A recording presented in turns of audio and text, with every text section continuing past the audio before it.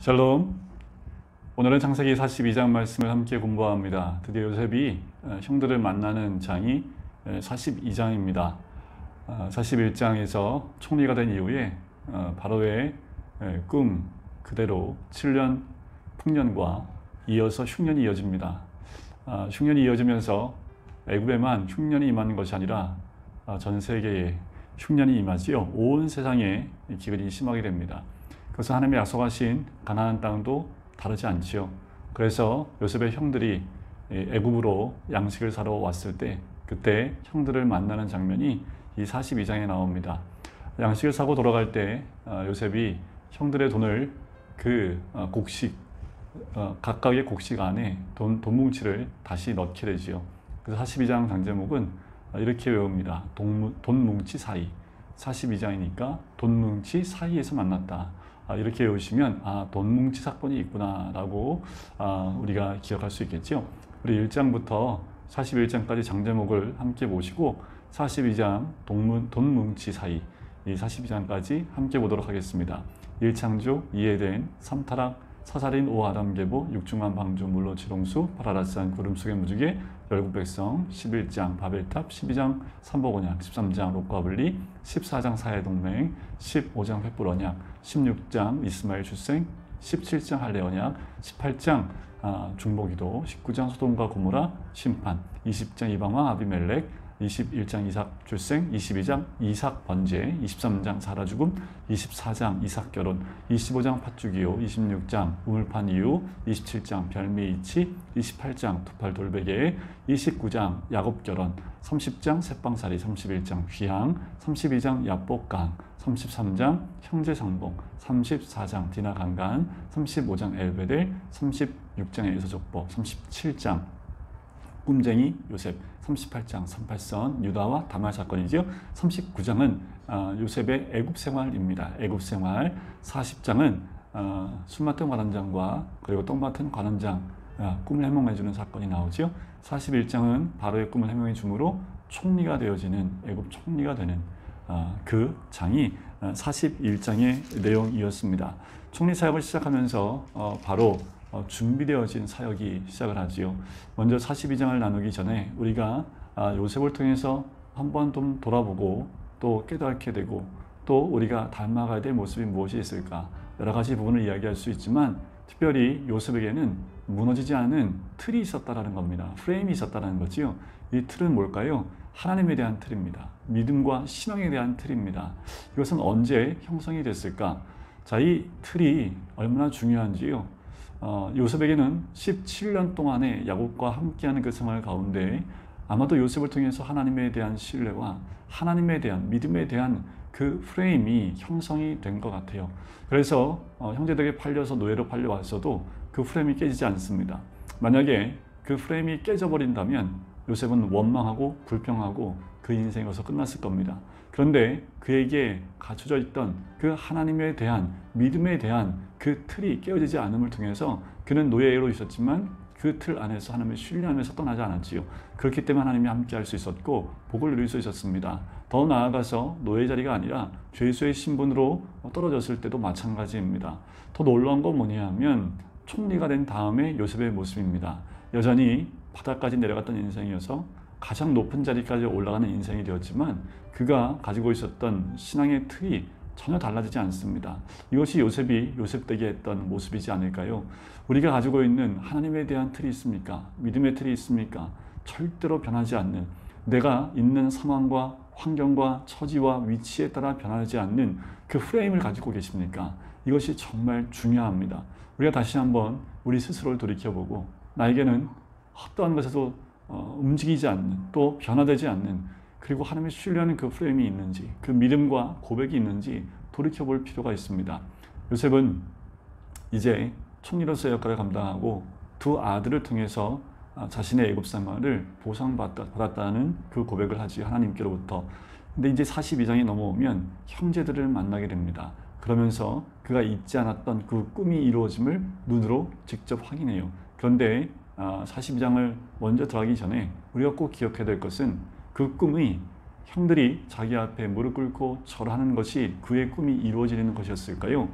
여기에 우리가 하나의 물음표를 가져야 됩니다. 과연 부모가 형제들이 자기 앞에 무릎 꿇고 그리고 절하는 모습으로 그 꿈이 이루어지는 것이었을까요? 요셉은 아마 깊이 묵상했을 겁니다. 과연 이것이 내가 꾸었던 하나님이 주신 꿈이었을까? 형들이 나한테 와서 절하는 것이 그 꿈이 이루어지는 것이 다였을까? 왜 이런 꿈을 꾸었을까? 요셉은 하나님이 허락하신 그 꿈을 더 깊이 묵상하는 가운데 하나님의 인도하심을 받을 수 있는 더 깊이까지 나아가게 됩니다. 자, 42장 1절에 보면 그때에 야곱이 애굽에 곡식이 있음을 듣게 되지요.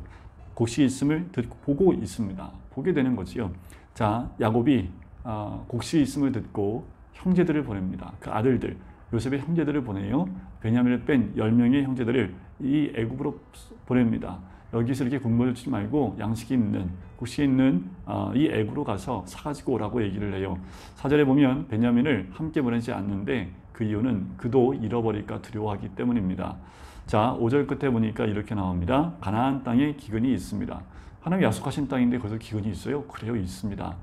교회에도 기근이 올 수 있습니다. 하나님의 임재가 있었던 그 자리에도 기근이 올 수 있습니다. 여러분, 믿음의 가정인 우리 가정에도 이런 기근이 올 수 있습니다. 이것을 꼭 잊지 마십시오. 기근이 있습니다. 그때 그 기근을 해결할 수 있는 방법이 애굽에 있었던 거지요. 그래서 6절에 보면 요셉이 나라의 총리로서 그 땅 모든 백성에게 곡식을 팔더니 요셉의 형들이 와서 그 앞에서 땅에 엎드려 절하게 되는 거지요. 자, 8절에 보면 요셉이 그의 형들을 알아보았습니다. 하지만 그들은 요셉을 알아보지 못하지요. 당연하겠지요. 요셉은 죽었을 것이다 라고 생각하고 있겠지요. 9절에 형들을 알아보고 난 다음에 요셉은 바로 꾼 꿈을 생각합니다. 그러고 바로 하는 것이 뭐냐면 너희들은 스파이다, 정탐꾼들이다, 이 나라의 틈을 엿보러 왔느니라고 바로 이런 얘기를 합니다. 왜였을까요? 왜 정탐꾼으로 몰고 갈까요? 계속해서 요셉은 형들을 정탐꾼이라고 반복하여 이야기합니다. 또 이야기해요. 4번이나 반복을 해요. 근데 13절에 그 형들이 얘기합니다. 우리는 정탐꾼이 절대 아닙니다. 12형제가 있는데 가나안 땅 한 사람의 아들입니다. 막내 아들은 오늘 아버지와 함께 있고 또 하나는 없어졌습니다 라고 얘기를 하지요. 그랬더니 요셉이 그것을 증명하라고 합니다. 증명할 수 없으면 너희들은 정탐꾼이다 라고 얘기를 해요. 그러니 이렇게 증명해라. 막내 아우를 데리고 오라 라고 얘기를 해요. 그리고 다 가두어 버립니다. 16절에 보면 너희 중 하나를 보내요. 아우를 데려오게 하고 너희는 갇혀 있으라. 내가 너희의 말을 시험하여 너희 중에 진실이 있는지 보리라 라고 합니다. 그리 안 하면 너희들은 정탐꾼이라는 거죠. 17절에 그들 다 함께 3일 동안 가두게 됩니다. 자, 18절 사흘 만에 요셉이 그들에게 이르지요. 나는 하나님을 경외하노니 너희는 이같이 하여 생명을 보존하라.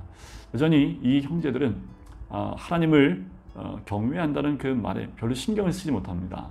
그가 누굴까라는 것도 생각하지 못해요. 이것이 하나님의 섭리고 하나님의 인도하심인지도 전혀 깨달지도 못합니다.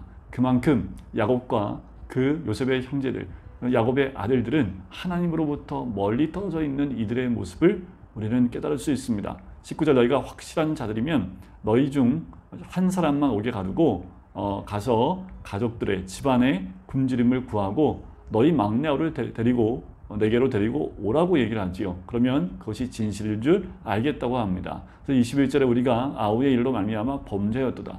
자, 이렇게 요셉이 얘기하니까 이들이 돌이켜봅니다. 이런 일이 우리에게 닥친 이유에 대해서 얘기하는데 그것은 바로 그의 아우 요셉의 일로 말미암아 범죄하는 것이 생각이 난 거죠. 이들이 그것을 잊고 있지 않았다라는 겁니다. 그래서 어떻게 해요? 그가 우리에게 애걸할 때 그 마음의 괴로움을 보고도 듣지 아니하였으므로 이 괴로움이 우리에게 임했다. 22절에 르우벤이 뭐라고까지 얘기합니까? 끝부분에 그러므로 그의 핏값을 치르게 되었도다. 그의 핏값, 우리가 그 죄값을 치르는 것이다. 이 소리를 요셉이 다 들어요. 하지만 형들은 이 요셉이 이것을 알아듣고 있는 줄을 모르고 있습니다. 자, 르우벤의 말처럼 이 형들은 자신들의 과오와 잘못에 대해서 돌이켜봅니다. 고난이 왔을 때, 어려움이 왔을 때 이들은 여전히 그 마음 가운데 가지고 있었던 그 동생에 대한 그 마음들을 그대로 쏟아놓는 것을 보게 되는 거지요. 자, 24절에 보니까 요셉이 그 말을 듣고 떠나가서요 울고 다시 돌아옵니다. 요셉의 마음엔 형들에 대한 이런 마음이 있는 거지요. 자신을 팔아 버렸지만 하나님이 하신 것을 이 요셉은 알았고 또 형들에 대한 그 사랑의 마음이 있는 것을 볼 수가 있습니다. 그들 중에서 시므온을 끌어다가 그들의 눈앞에서 결박을 하지요. 하지만 요셉은 그냥 자신을 드러내 보이지 않습니다. 이것도 하나님께서 요셉을 통해서 주신 지혜이지요. 그 형들이 온전히 돌이키고 회개하고 돌아올 수 있는 기회를 하나 주는 것 같아요. 25절에 보면 명하여 곡물을 그 그릇에 채우게 하고 각 사람의 돈은 그의 자루에 도로 넣게 하고 또 길 양식을 그들에게 주게 하니 그대로 행하였더라. 바로 그렇게 행하고 있는 이 요셉, 형들한테 가지고 온 돈 주고 산 그 돈까지 다 줘버리고 길에 갈 때 먹을 양식까지 다 주게 되지요.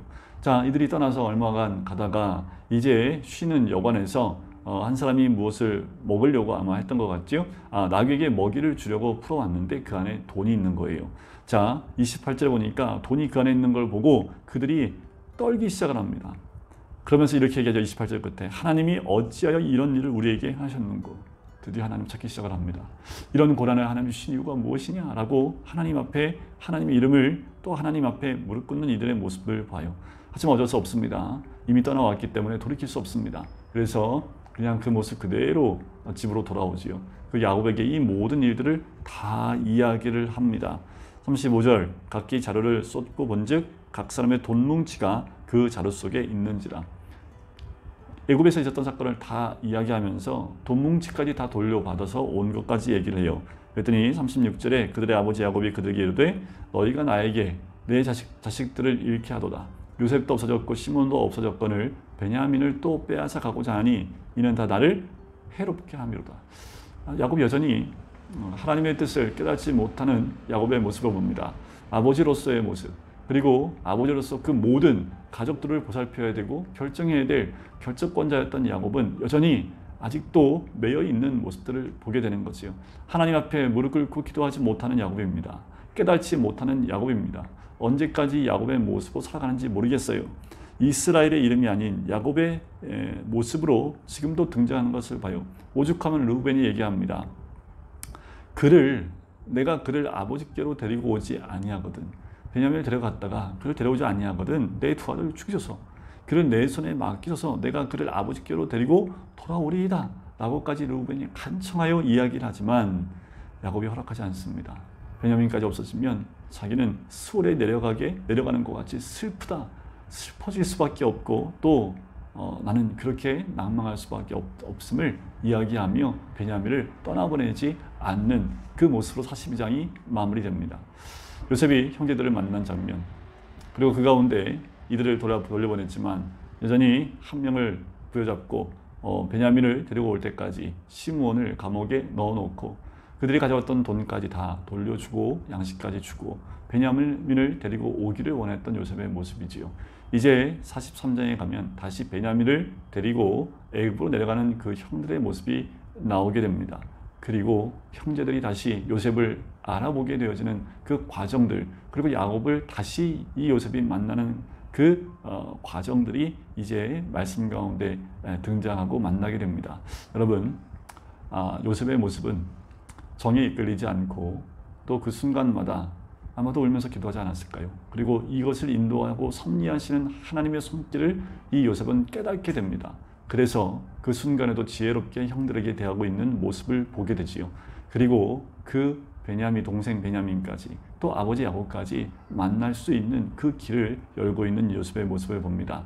여러분, 이 말씀을 시작할 때 말씀을 드렸지만 우리가 하나님을 온전히 신뢰하고 또 하나님을 향한 그 믿음의 그 틀들이 우리 가운데 확고히 있다면 하나님 주신 지혜, 그리고 그 꿈만 이루는 것이 아니라 그 꿈을 통해서 우리에게 인도하시는 하나님의 은혜를 경험하게 될 줄 믿습니다. 오늘도 주님 안에서 그 섭리와 인도하심을 경험하는 오늘 하루가 되시기를 주님의 이름으로 간절히 축원드립니다. 기도하겠습니다.